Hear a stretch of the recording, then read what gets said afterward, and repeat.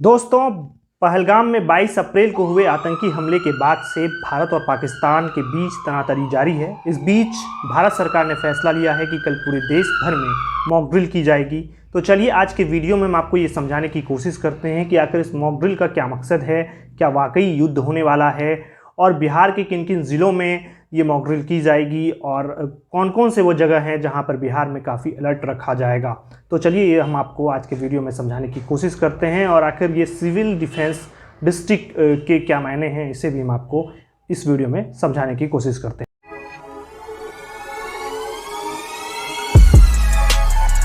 हैं। नमस्कार, मेरा नाम है अभिषेक और आप देख रहे हैं पब्लिक वाणी। चलिए हम आपको सबसे पहले तो ये समझाते हैं कि आखिर इस मॉक ड्रिल का क्या मकसद है जो कल होने जा रहा है।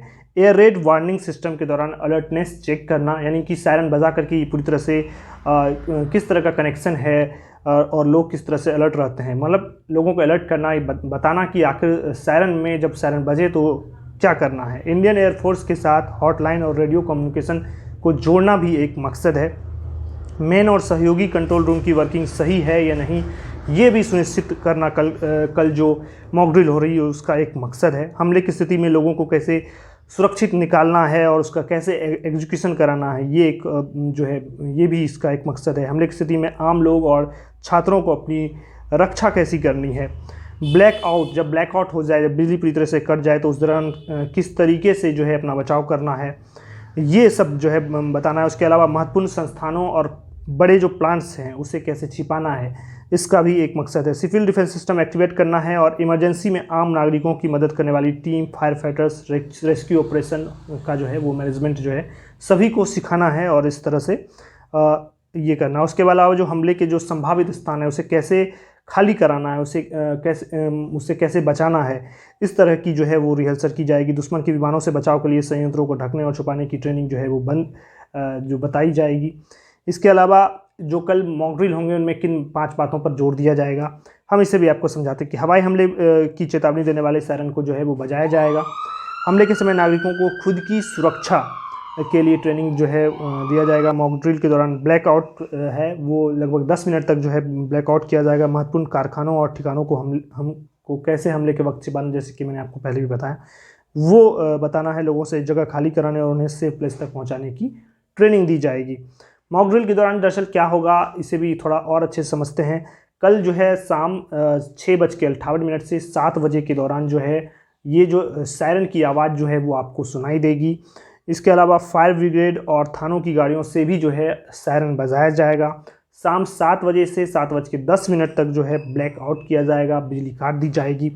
और फिर अगर सायरन जब बजता है तो सड़कों पर गाड़ियों को रोक कर उसकी लाइट पूरी तरीके से बंद कर देनी है, सुरक्षित स्थान पर जाना है, इस तरह की जो है वो अपील की जा रही है। इसके साथ साथ मोबाइल टॉर्च का भी उपयोग नहीं करना है जब लाइटें कल बंद हो, ताकि अंधेरे में कैसे अपना बचाव करना है इसकी पूरी तरह से ट्रेनिंग जो है वो दी जा रही है। कल देश में कहाँ कहाँ ये मॉक ड्रिल होगी, सरकार ने उसकी एक पूरी लिस्ट जारी कर दी है। कल देश के 244 सिविल डिफेंस डिस्ट्रिक्ट में जो है वो इसका आयोजन किया जाएगा। लोगों को इसके बारे में जानकारी दी जाएगी। आपको बता दें कि बिहार के भी 6 ज़िले जो हैं इस लिस्ट में शामिल हैं। ये 6 ज़िले कौन कौन से हम आपको बता देते हैं। अररिया, किशनगंज, पूर्णिया, कटिहार, बेगूसराय और पटना। हालांकि जो सरकार ने जो ऑफिशियल लिस्ट जारी की है उसके मुताबिक बिहार के कटिहार, पटना, पूर्णिया, बरौनी और बेगूसराय में जो है वो ये सायरन बजाया जाएगा।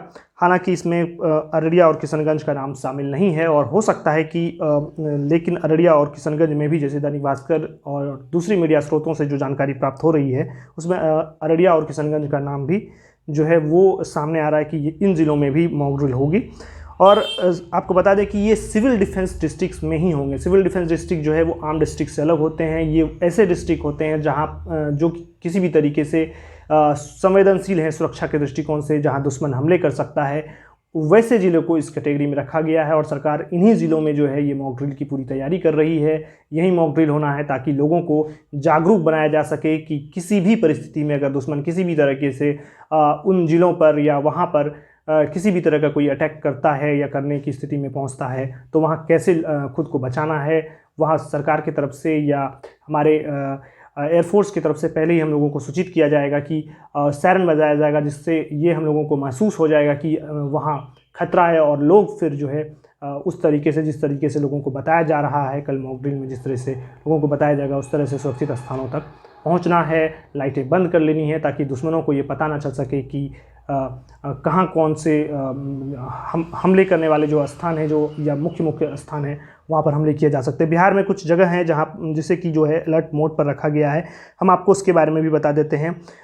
महाबोधि मंदिर है, हनुमान मंदिर है, पटना जंक्शन है, दरभंगा एयरपोर्ट, गया airport, Barauni refinery, Barauni pipeline, NTPC बाढ़ और इंडियन ऑयल टर्मिनल सिपारा, गुरु गोविंद साहिब गुरुद्वारा और पटना एयरपोर्ट।